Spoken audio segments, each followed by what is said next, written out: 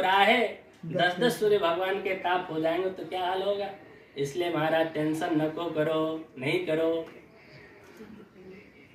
लेकिन आप बताओ तो चिंता किस बात की है आपको।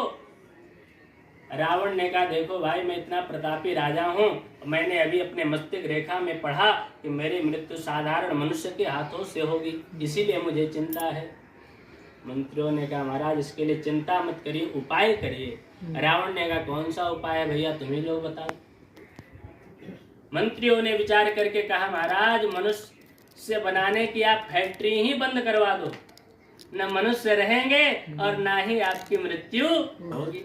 रावण ने कहा क्या भाई दिमाग है या कंप्यूटर, लेकिन मूर्खों पगलाए हो क्या, या मनुष्य बनवाने का कारखाना कैसे बंद होगा। मान लो किसी भी प्रकार से बंद भी हो गया, इस संसार में कितने मनुष्य हैं, इनमें से तो कोई मार सकता है।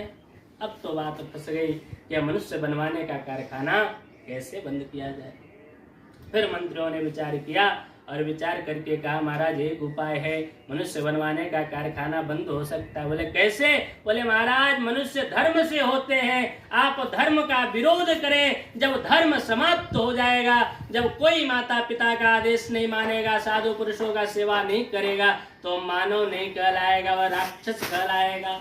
और बाज के कोख में बाज ही जन्म लेता है, जब सब राक्षस बन जाएंगे तो उनके आने वाले संतान भी राक्षस ही होंगे। इस प्रकार से मनुष्य का कारखाना बंद हो जाएगा, और जब सब मनुष्य से राक्षस हो जाएंगे तो आपको कौन मार सकता है। रावण ने कहा हाँ भाई ये तुमने सही दिमाग लगाया है। तो रावण वहीं से प्रचार करने लगा कि मेरे राज्य में, रावण ने घोषणा कर दिया कि आज के बाद में मेरे राज्य में माँ नहीं मातु पिता नहीं देवा, साधुन सन करवा वही सेवा। कोई माता पिता का कहना न मानो, संतों का सम्मान न करो, वृद्धों का कहा मत मानो, सबसे उल्टा सेवा करो। जहाँ पे भी यज्ञ आदि अच्छे कार्य हो रहे हो, नगर गांव पुण्य आग लगा वहीं वहां जा करके आग लगा दो।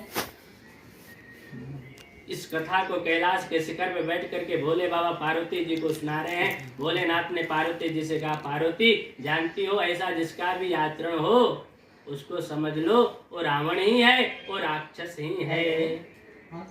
जिनके यह आचरण भवानी, ते जानहु निश्चर सम प्राण। तो इस प्रकार से रावण सबको दानव बना रहा है, लेकिन रावण की मृत्यु तो मानव के हाथों से होगी।